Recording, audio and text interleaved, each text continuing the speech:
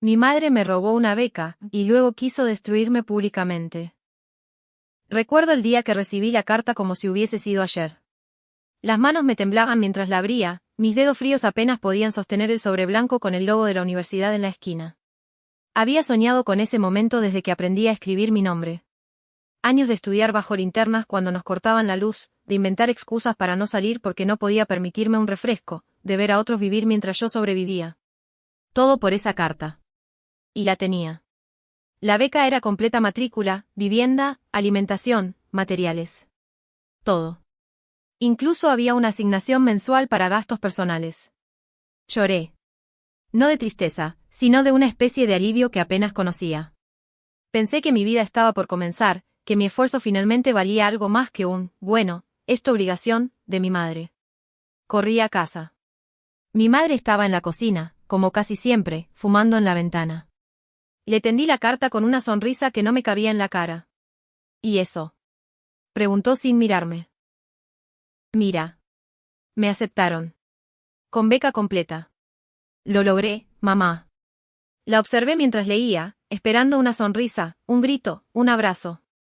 Pero solo arrugó la frente y murmuró. ¿Y cuánto es lo que van a darte? Me congelé.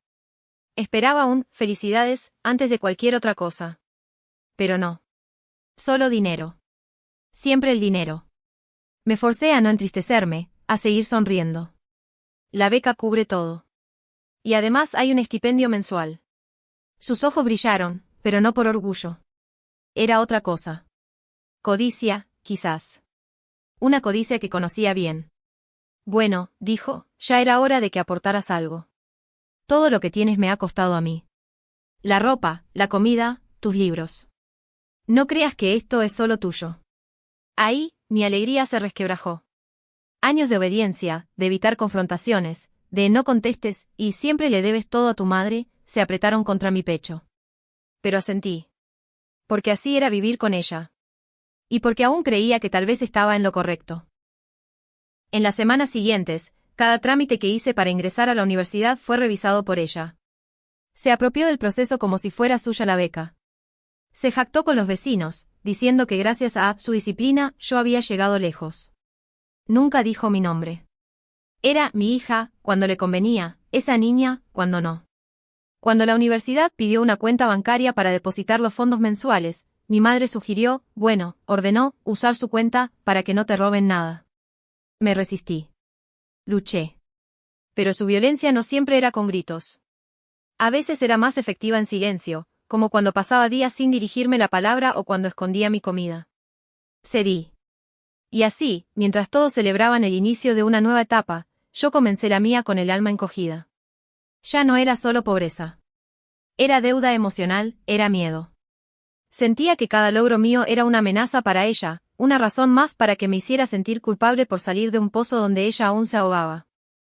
Nadie te prepara para cuando tu peor enemiga duerme en la habitación de al lado. Y peor aún, cuando esa enemiga tiene tu mismo apellido. Yo no sabía que aquel sobre blanco no era una llave a la libertad, sino la chispa que encendería el fuego. Ese fuego que estaba por consumirlo todo. El primer depósito de la beca llegó mientras yo aún empacaba para mudarme. No me lo dijeron por correo. Fue mi madre quien me avisó una mañana, con una taza de café en la mano y un tono que ya me olía a desastre. Ya depositaron. Un buen dinero, dijo, con una sonrisa torcida. ¿A dónde lo depositaron? Pregunté, intentando sonar natural. Pues a mi cuenta, como acordamos. No querrás manejar tanto dinero sola. No tienes cabeza para eso aún. No acordamos nada, quise decir. Pero no lo hice.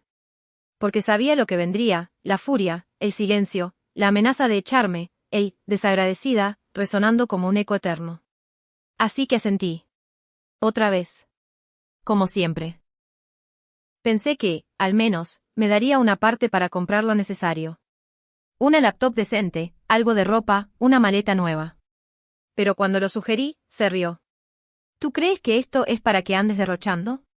Ese dinero es nuestro. Es el pago por todo lo que me debes. A ver si así devuelves algo de lo que has chupado todo este tiempo. Chupado. Como si haber crecido fuera una deuda. Como si respirar hubiera sido un préstamo que ahora debía saldar. Las semanas previas a mi partida fueron una pesadilla disfrazada de rutina. Mi madre organizó una despedida en casa, donde no me dejó hablar ni un segundo. Ella contaba su versión de mi esfuerzo, posaba para fotos, decía a todos que su hija se iba a triunfar gracias a la buena crianza que le dio. Yo era un trofeo. Una fachada para su ego. La maleta con la que me fui estaba llena de ropa usada, algunos cuadernos rotos y un celular con pantalla rota. Ni un centavo del dinero había llegado a mis manos. Lo supe oficialmente cuando revisé mi cuenta y encontré exactamente $0. Llamé a mi madre. Contestó de inmediato, como si estuviera esperando la llamada. ¿Qué quieres? El dinero de la beca. Necesito comprar libros, comida. Ya te dije que no eres buena administrando. Yo lo manejaré. Si necesitas algo, pídemelo y veré si es necesario. Y colgó.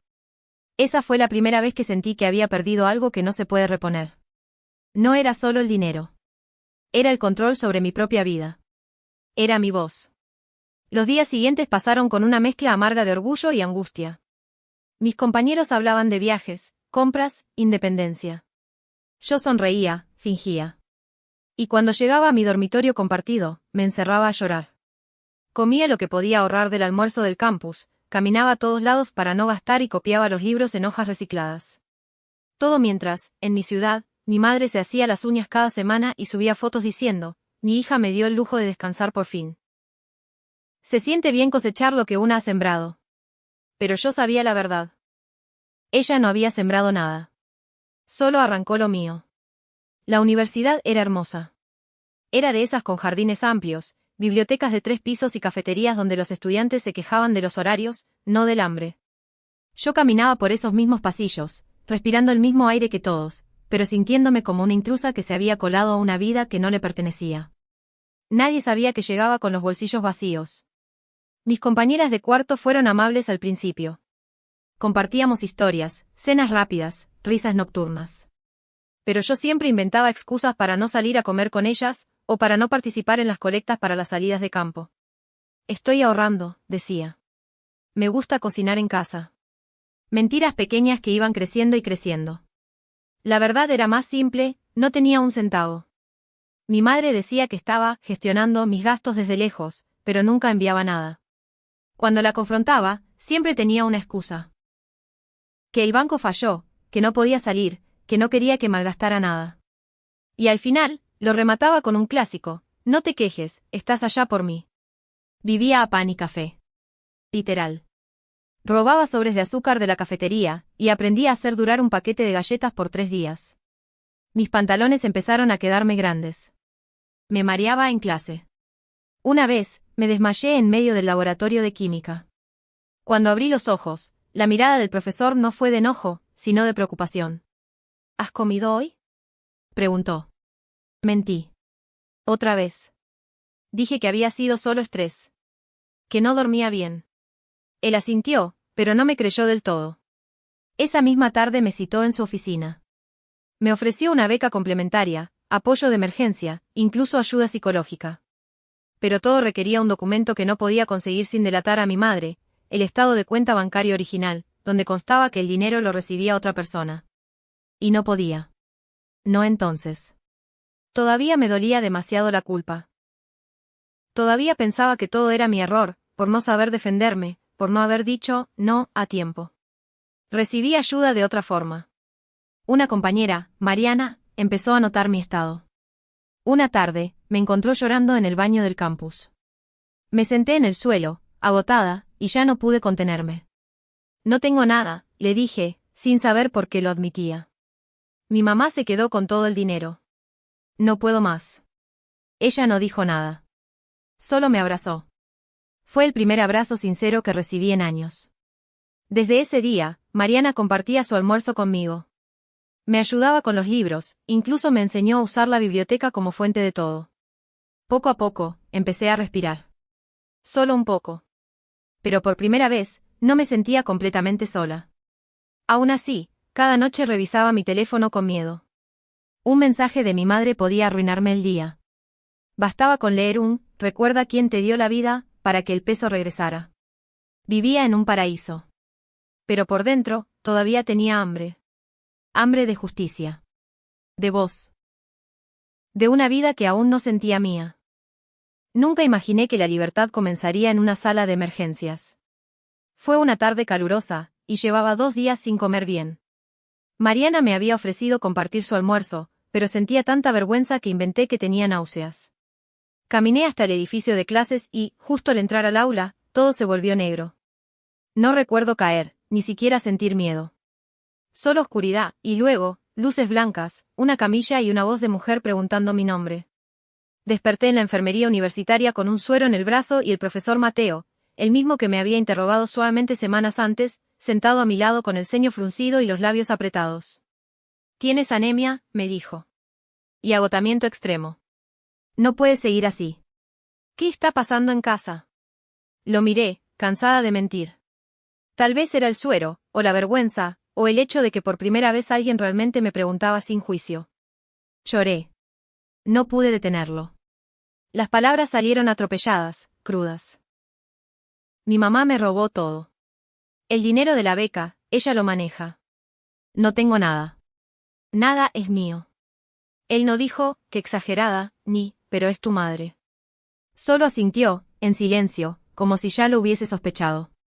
Ese mismo día me refirió a una trabajadora social del campus. Allí, en esa oficina con aroma a café viejo y libros apilados, comencé a contar mi historia. Entera. Sin filtros. Por primera vez en mi vida, dije en voz alta, mi madre me maltrata emocionalmente. Me controla. Me robó lo que me pertenece. Y nadie me llamó desleal. Nadie me acusó de ser ingrata. ¿Quieres hacer una denuncia formal?, me preguntó la trabajadora social. Quise. Pero tenía miedo. Sabía que si ella se enteraba, me destruiría. Aún tenía poder sobre mí. Todavía podía hacerme sentir como una niña de 5 años, temblando bajo una mirada fría. No sé, respondí con honestidad. Solo quiero que ya no tenga acceso a mi vida. Y así empezó el corte. Abrí una nueva cuenta bancaria. Cambié mi número de teléfono. Fui al departamento administrativo de becas y, con ayuda de la universidad, gestioné que los futuros depósitos llegaran directamente a mí. Fue lento. Me sentía culpable todo el tiempo, como si estuviera haciendo algo malo. Cuando por fin recibí mi primer pago directamente, lloré en el baño como si hubiera ganado la lotería. Compré una hamburguesa, una libreta nueva y una planta pequeña para mi cuarto. No era mucho, pero por primera vez en años, era mío. Solo mío. Bloquear el número de mi madre fue lo más difícil. Dudé. El dedo me temblaba. Escuchaba su voz en mi cabeza, ingrata, te vas a arrepentir, yo te hice quien eres. Pero lo hice. Y ese clic fue más fuerte que cualquier grito suyo. Ese día, rompí una cadena. Una invisible, pero que había apretado mi alma durante toda mi vida. No fue una fuga dramática ni un enfrentamiento con lágrimas. Fue silencioso. Pero en ese silencio, encontré mi primer respiro de paz. 5 años después, pensé que la tormenta había quedado atrás. Terminé mi carrera con honores. Conseguí trabajo en una editorial que amaba, en otra ciudad, con un equipo que me respetaba. Mariana y yo seguíamos siendo amigas, y hasta me había permitido enamorarme. Vivía en un departamento pequeño con paredes que decoré con fotos, libros y plantas. Cada rincón olía a calma. Pero la calma, lo aprendí tarde, era una provocación para quien alguna vez me había controlado. Todo comenzó con un mensaje de una tía. De esas que solo aparecen cuando hay rumores frescos. Es verdad que ya estás trabajando, tu mamá está muy molesta. Dice que ni la llamas, ni la ayudas, después de todo lo que hizo por ti. Lo ignoré. Luego vino otro. Y otro. Hasta que una tarde, Mariana me llamó alarmada. Oye, ¿viste lo que publicó tu mamá? No sabía a qué se refería. Entré a redes sociales y me congelé. Mi madre había subido una publicación larguísima con fotos mías de niña. Hablaba de sacrificios, de años criando sola a una hija desagradecida, de cómo la habían abandonado una vez que se hicieron profesionales gracias a mi trabajo. Lo peor no era el texto. Era lo que decía al final. Estoy considerando acciones legales. Esa beca era fruto de mi esfuerzo. Y ahora vive una vida que me corresponde a mí. Me eché a reír. No de alegría, sino del absurdo. ¿Demandarme, por haber logrado lo que ella no quiso construir por sí misma? Era tan ridículo como trágico. Pero entonces, me llegó la citación. Sí. Había ido a un abogado.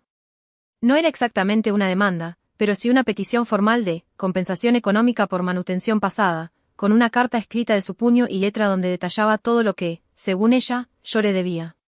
Cada lápiz. Cada comida. Cada noche de techo. Como si ser mi madre hubiera sido un contrato comercial. Lloré. Lloré como si tuviera 20 otra vez, como si no hubiera avanzado nada. Me sentí invadida.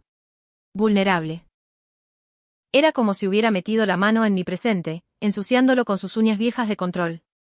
Pero esta vez, no era la misma chica asustada.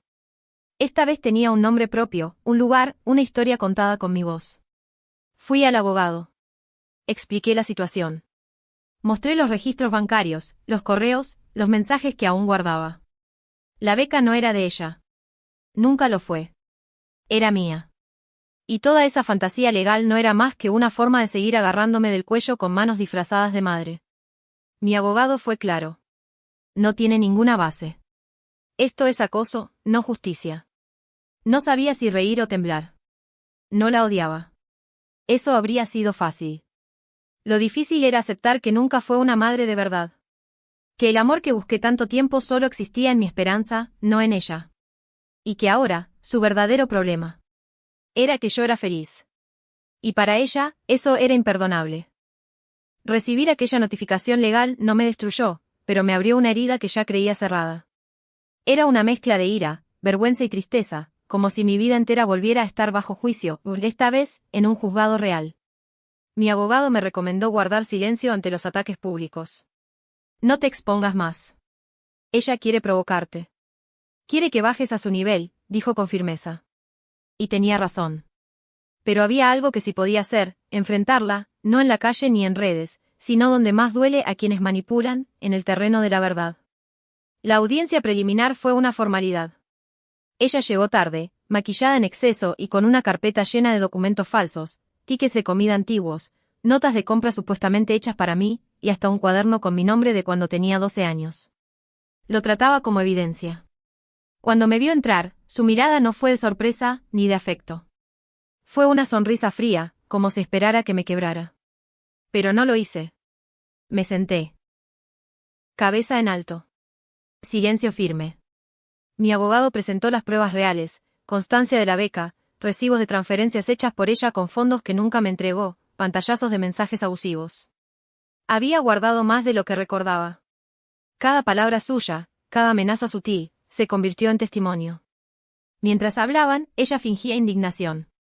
Murmuraba cosas como, mentira, y esa no es mi voz. Pero los hechos eran imbatibles. Y el juez lo sabía. Al final de la sesión, el juez dijo algo que jamás olvidaré. No existe obligación legal ni moral que justifique lo que usted reclama. Criar a un hijo no es una inversión financiera. Es un deber. Esta demanda no solo carece de base legal, sino que evidencia un patrón preocupante de abuso psicológico. Mi madre se quedó en silencio. Por primera vez, no tuvo una salida. Salí del juzgado con un nudo en el pecho. No era felicidad. Era alivio, mezclado con pena. Porque a pesar de todo, una parte de mí aún deseaba que ella cambiara. Que dijera algo sincero. Que admitiera que se equivocó. Pero no lo hizo. Días después, recibí un mensaje anónimo. Nunca fuiste más que una malagradecida. Ojalá te ahogues en tu éxito de mentira. Sabía que era ella. El número era nuevo, pero el veneno era familiar. No respondí. Ese fue el día en que decidí que mi madre había muerto. No su cuerpo, pero sí su presencia en mi vida. Hice terapia intensiva por meses. Lloré lo que no había llorado en años. Me permití odiarla, sí, pero también entender que no podía cargar más con el peso de su miseria. No me debía nada. Y ella tampoco podía quitarme lo que yo construí. Mi paz no necesitaba su permiso. Esa fue la última vez que la vi. Y aunque no hubo gritos ni reconciliación, fue el cierre más verdadero que podía tener. Un adiós sin drama. Solo, final. Los meses siguientes fueron silenciosos. No ese silencio amenazante que vivía en casa, sino uno distinto. Tranquilo. El tipo de silencio que te permite respirar hondo sin esperar el grito de alguien al otro lado de la puerta. Empecé a dormir bien. Dormir de verdad. Sin sobresaltos, sin sueños donde me gritaban, desagradecida, sin despertarme pensando en si debía enviar dinero o llamar para calmar una rabieta ajena. No. Esa etapa terminó. Cerré esa puerta. Y esta vez, no dejé la llave por si acaso. Mi casa se volvió un refugio real. Colgué fotos con Mariana, con mis compañeros de trabajo, con mi pareja. Y por primera vez en mi vida, me vi en esas imágenes y me reconocí. No era la hija de alguien. No era el producto del esfuerzo de otra. Era yo. Dueña de mi historia, incluso de los capítulos oscuros. La terapia fue parte esencial del proceso. Hubo días en los que aún me sentía culpable por haberme alejado de mi madre, como si liberarme hubiera sido una traición. Pero mi psicóloga me lo dijo con tanta claridad, que sus palabras quedaron grabadas en mí. Romper con una madre abusiva no es una traición. Es un acto de supervivencia. Me aferré a eso como quien se aferra a una tabla en medio del naufragio. Descubrí también lo que era disfrutar sin sentir que debía pedir permiso. Me compré un vestido rojo solo porque me gustaba. Cociné solo para mí, sin que nadie me dijera que estaba gastando demasiado. Salí a caminar por las tardes y me sentaba en los parques sin temor a que alguien me llamara, exigiéndome algo. Mi felicidad era sencilla. Y por eso era tan poderosa. Una tarde, mientras organizaba mis archivos antiguos, encontré la carta de aceptación de la universidad. Aquel sobre blanco. Aquel primer paso que, en su momento, no pude celebrar. Esta vez sí lloré. Pero de alivio. Porque ahora sí lo entendía, no me habían regalado esa beca. No me la debían. Yo me la gané. Con cada noche sin dormir, con cada examen aprobado mientras el mundo se caía a mi alrededor. La paz, comprendí, no se hereda. No viene con la sangre, ni con el apellido. Se construye con cada límite puesto, con cada no que antes no te atrevías a decir. Con cada decisión de elegirte a ti misma, incluso cuando todos te lo reprochen. Una de esas tardes de silencio, Mariana me miró y sonrió. Eres otra, dijo. No solo libre. Estás en paz. Y tenía razón. No olvidé lo vivido. No se puede. Pero ya no me definía. No era la chica a la que le robaron una beca. Era la mujer que sobrevivió a eso y más. Que aprendió que a veces, el amor más puro, es el que decides darte cuando nadie más lo hizo. Y lo estaba haciendo. Un día a la vez. Nunca le envié esta carta. Ni lo haré. La escribo para mí. Para la niña que fui, para la joven que sobrevivió a su sombra, y para la mujer que, por fin, aprendió a vivir sin su nombre tallado en cada decisión. Mamá era una palabra que usé demasiado tiempo sin saber qué significaba. Pensé que era sinónimo de sacrificio, de amor que regaña, de control disfrazado de protección. Pero ahora sé que esa palabra no te pertenece. Nunca me viste. Me moldeaste a tu imagen. Me usaste como espejo para tus frustraciones, como escudo frente al mundo, como bastón emocional al que no le diste opción de soltar. Me llamaste egoísta por crecer. Ingrata por soñar. Me acusaste de traición por atreverme a ser feliz sin ti. Pero lo que hiciste no fue amor. Fue miedo. Miedo de quedarte sola. Miedo de verte reflejada en alguien que, pese a todo, decidió no repetirte. Y ese miedo, lo convertiste en mi culpa. Me quitaste una beca. Me quitaste comida. Me quitaste noches de sueño, autoestima, palabras que nunca dijiste. Pero ya no puedes quitarme nada más. Porque lo que tengo ahora, lo que soy, no cabe en tus manos pequeñas de rencor. Hoy vivo en un lugar que se siente mío.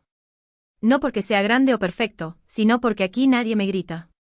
Aquí mis cosas no desaparecen. Nadie me castiga con silencio. Nadie me exige que lo ame solo porque me dio la vida. Y no, no te debo nada. Criarme no fue un favor. Fue tu responsabilidad. Y lo hiciste con más heridas que abrazos, con más amenazas que consuelo. Si alguna vez tuviste buenas intenciones, las enterraste bajo el peso de tu resentimiento. Esta carta es una tumba simbólica. Aquí entierro la hija obediente que esperabas. La que lloraba por tu aprobación. La que se culpaba por tus errores. Aquí nace otra versión de mí. Una que no necesita explicar su felicidad. Una que entendió que hay vínculos que solo sirven para arrastrarte al fondo. Y que soltar no siempre es egoísmo. A veces es la única forma de respirar. A veces me preguntan si te extraño. Me quedo en silencio. Porque la verdad es que extraño la idea de una madre, no a ti. Extraño lo que me imaginé que podría ser, cálida, justa, humana.